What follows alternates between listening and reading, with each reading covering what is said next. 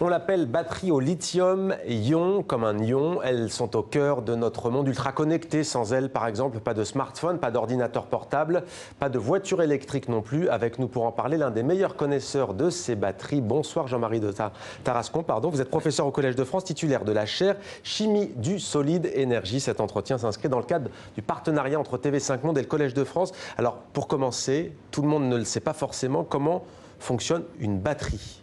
Okay, bonsoir d'abord. Une batterie, c'est un dispositif électrochimique que vous avez tous dans vos poches et qui permet de convertir de l'énergie chimique en énergie électrique. Et cela se fait à l'aide de trois composants que sont des matériaux, des électrodes, qui stockent cette énergie, et un électrolyte. Et c'est, je dirais, l'adéquation qui fait en sorte que vous avez un potentiel et vous pouvez directement, dans ce cas, avoir de l'énergie électrique. Alors la batterie au lithium-ion, c'est un mot qu'on a beaucoup entendu récemment et pour cause, le prix Nobel de chimie 2019 a été attribué à John Goodenough, Stanley Whittingham et Arika Yoshino pour le développement justement de ces batteries lithium-ion. Vous dites que c'est l'une des grandes avancées du siècle dernier, du XXe siècle donc, avec le transistor et la fibre optique. Pourquoi ? Parce que, bon, si on regarde l'impact sociétal de ce type de batterie, tout le monde l'utilise, vous l'avez dans les mots portables, dans les téléphones, que ce soit les ordinateurs, dans la voiture électrique, mais également pour les énergies renouvelables. Et c'est vrai que la communauté se réjouit que cette technologie ait été primée, et surtout avec, je dirais, un de nos héros, qui est John Goodenough, qui est quand même une personne qui a 97 ans, et grâce à sa vitalité phénoménale, il a pu atteindre ce prix Nobel. On parle de pionnier justement. Quand est-ce qu'elle est née, la batterie au lithium-ion ? Alors la batterie à ion lithium est née et est liée, je dirais, au développement des différentes énergies. Et c'est les problèmes d'énergie fossile qui ont fait en sorte que cette énergie lithium-ion, cette technologie a débouché. Et c'est dans les années 70-80. Et exactement dans les années 80 le concept, et c'est Sony qui fut la première compagnie à commercialiser cela en 1991. On va peut-être revoir le schéma, l'électrolyte que vous évoquiez. Pourquoi on ajoute le mot ion, l'ion à lithium qui est un atome ? Parce que, bon, si on regarde dans l'histoire, il y a eu l'histoire des batteries lithium-métal, dans lesquelles on avait le lithium. Ouais. Et c'est des batteries qui ont été mises sur le commerce, mais pour des problèmes de sécurité, de dendrite, eh bien, on a été obligé de les retirer. Et je dirais, après cet engouement qu'a suscité le lithium, eh bien, il fallait trouver une solution. Et c'est là que les chercheurs ont proposé le concept de lithium-ion. C'est-à-dire que maintenant, vous avez seulement un ion lithium qui va directement transférer d'une électrode à une autre. Vous n'avez plus de lithium métallique. D'où l'augmentation de l'aspect sécurité. Et toute je dirais, ce qu'on connaît du lithium-ion aujourd'hui qui envahit le monde. Vous, à titre personnel, Jean-Marie Tarascon, qu'est-ce qui vous a amené à vous intéresser de manière assez passionnelle aux batteries ? De façon générale, j'aime faire des recherches sur des sujets qui proviennent de challenges technologiques. Et on peut faire de la recherche fondamentale et marier fondamentale et appliquée. Et c'est un peu la raison pour laquelle je me suis lancé dans ce domaine sur ces batteries. Appliquée, ça veut dire la vie quotidienne. C'est la vie quotidienne, c'est-à-dire qu'on essaie de résoudre les problèmes de la vie quotidienne pour faire en sorte que ces recherches soient utiles à notre planète. Et c'est la raison pour laquelle aujourd'hui, je dirais, on mène des recherches à court, long terme et moyen terme. À court terme, si vous voulez, c'est améliorer les matériaux pour satisfaire et améliorer le développement des batteries en lithium.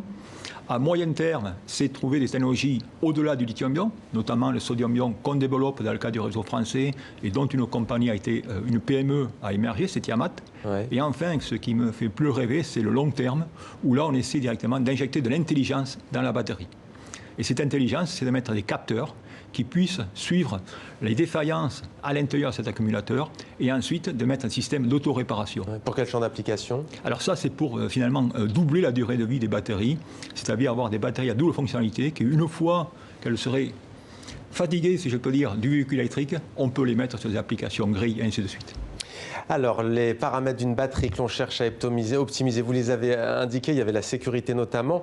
Vous dites qu'elles sont le cœur d'un monde connecté, au cœur aussi, on le sait, de la transition écologique, avec notamment les voitures électriques. On sait qu'il y a une véritable bataille sur le marché, vous n'êtes pas économiste, mais on parle de la Chine comme étant d'une grande puissance en la matière. Pourquoi ? Mais la Chine a vu l'intérêt rapidement d'avoir le système électrique. La Chine a senti la nécessité de l'électrification de notre société. Et ça a été les premiers, car ils ont des façons d'opérer très rapides pour construire des industries. Mais la Chine, par elle-même, n'avait pas les fondamentaux de la batterie à ion lithium.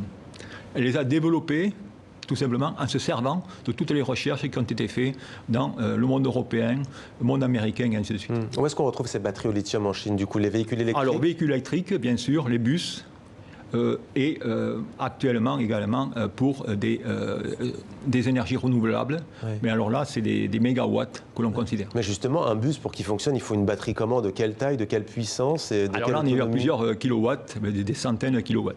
Définitivement. Et le coût? Et le coût, bon, et là aussi, ça a été une avancée considérable des batailles en lithium, grâce d'ailleurs à Elon Musk, avec la Tesla, qui a fait en sorte que le coût des batteries en lithium eh bien, a baissé considérablement et au-delà de nos espérances. Ça a baissé d'un facteur 10 dans les 5 ou 6 dernières années. Et aujourd'hui, on est à moins de 100 € du kilowattheure stocké. Alors, puisque vous évoquez, ce qui est impressionnant, puisque vous évoquez la Tesla justement, on va voir si les voitures électriques polluent vraiment moins que les voitures à essence ou à diesel. Je vous vois déjà esquisser un petit sourire. Antoine Fontenot, lui, a tenté de répondre à la question dans notre séquence à vrai dire. Pour la voiture électrique, il est clair que cette phase d'utilisation représente une absence presque totale d'émissions polluantes. C'est loin d'être le cas pour les autres phases, notamment à cause des batteries. Pour leur fabrication, elles nécessitent des minerais comme le lithium, le cobalt ou le nickel. Ils sont en général extraits dans des pays en développement, le Chili, la Bolivie, la RDC, les Philippines, où les dégâts sur l'environnement sont considérables. Les études soulignent aussi que la recharge des batteries n'est pas sans poser de problème. L'électricité qui sert à faire avancer la voiture vient forcément de quelque part. Éolienne ou panneaux solaires dans le meilleur des cas, charbon dans le pire des scénarios. Dans ce dernier cas, les émissions de CO2 et donc l'impact sur l'environnement sont très importants. Bon, la réalité est un peu plus compliquée, Jean-Marie Tarascon. Hein. La réalité est un peu plus compliquée, mais je crois que c'est très bien décrit. C'est notamment le dernier argument que finalement une voiture électrique n'est pas, je dirais, écologique si l'électricité primaire provient des centrales thermiques. Ça, c'est clair. D'où automatiquement la nécessité de pousser les énergies renouvelables et de coupler l'énergie renouvelable aux véhicules électriques. Ouais.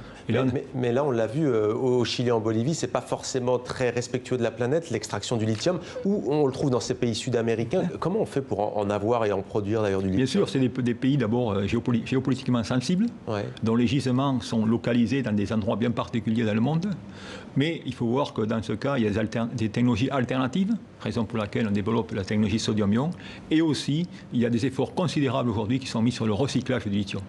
Et le recyclage du lithium, cet élément ayant un point de fusion relativement bas, eh bien, on peut avoir des méthodes, je dirais, relativement éco-compatibles pour recycler le lithium. Le problème, c'est de pouvoir récupérer toutes les batteries et c'est le centre de collection des batteries.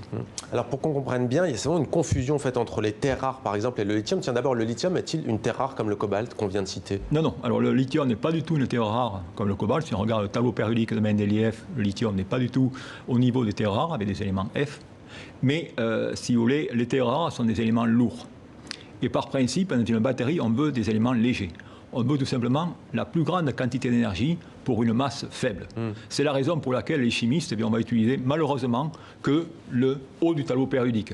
On ne va pas descendre au-delà des éléments 3D, c'est-à-dire au-delà du cobalt. On ne va jamais dépasser cette ligne, car sinon on prend une pénalité considérable en termes de densité d'énergie, c'est-à-dire en termes d'autonomie et de temps de parole. En même temps, les batteries au lithium, elles s'accompagnent forcément de terres rares, non? Parce que quand on a un téléphone portable, là, pour le coup, il faut du cobalt, du bauxite qui vient souvent. Alors, mais attendez, le cobalt, si si je peux me permettre, le cobalt n'est pas une terre rare. Le cobalt est un élément 3D. Une terre rare, c'est directement le néodyme, l'europium, le samarium, enfin voilà, les 14 éléments des terres rares. Il y a un peu plus d'un an, Emmanuel Macron avait lancé un plan européen avec ses partenaires à hauteur de 800 millions d'euros, il me semble, pour justement investir ce marché de la batterie au lithium. Où en est-on aujourd'hui?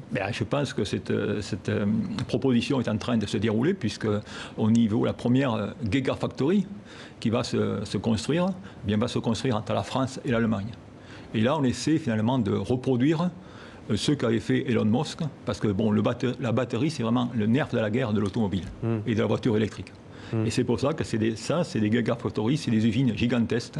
Je pense que celle qui a dans le Nevada d'Elon Musk, c'est 1 million de mètres carrés, c'est-à-dire 130 terrains de football. Et tout ça pour faire des batteries avec la robotique. Et dans le Nevada, c'est assez astucieux, parce qu'on peut également utiliser l'énergie du soleil comme énergie électrique, si je peux dire. Mais outre cet aspect, qu'est-ce qui manque à la France et à l'Europe? Qu'est-ce qui manque à la France et à l'Europe? C'est-à-dire un marché qui qui soit très demandeur vis-à-vis de ces batteries. Et surtout à bas coût. C'est comment on peut faire cela à bas coût.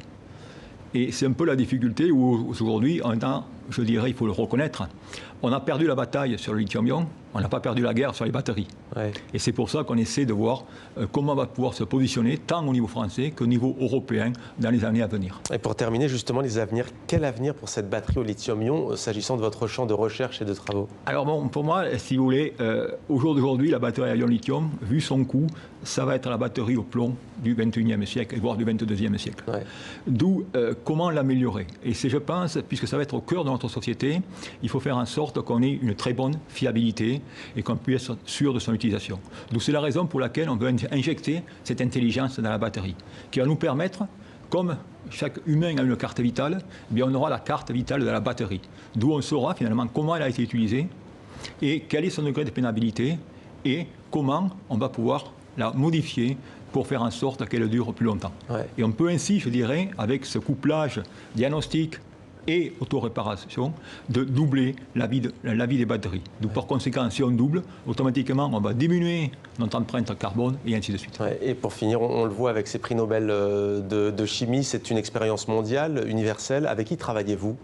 Mais si vous voulez, bon, les deux prix Nobel, John Godinov, je dirais, c'est notre héros français, Ouais. qu'on connaît bien. Je le connais personnellement. Stan Whittingham, c'est des personnes que l'on côtoie à toutes les conférences. Et j'ai des collaborations beaucoup avec l'Europe et avec les États-Unis, parce qu'il ne faut pas oublier quand même que j'ai passé 15 ans aux États-Unis. Ouais. D'où je connais un peu le monde américain et la recherche américaine et la culture américaine. Ouais. Pour vous, un Nobel de chimie, ce serait une consécration? Non, mais bon, moi, je ne cherche pas un Nobel de chimie. Je pense que le Nobel de chimie sur les batteries a été très bien décerné à des personnes très compétentes et qui ont été vraiment les pionniers. Et moi, je suis arrivé juste que déjà, tout ça était en route. Moi, j'ai eu le plaisir de suivre cette aventure et de faire en sorte qu'on ait pu, par des recherches incrémentales, eh bien, améliorer, je dirais, cette batterie de façon qu'elle soit aujourd'hui si populaire. Et donc, je pense que tout le monde l'accepte bien aujourd'hui. Merci beaucoup Jean-Marie Tarascon, professeur au Collège de France. Je rappelle que les cours y sont gratuits. On peut donc assister à vos leçons. Merci beaucoup.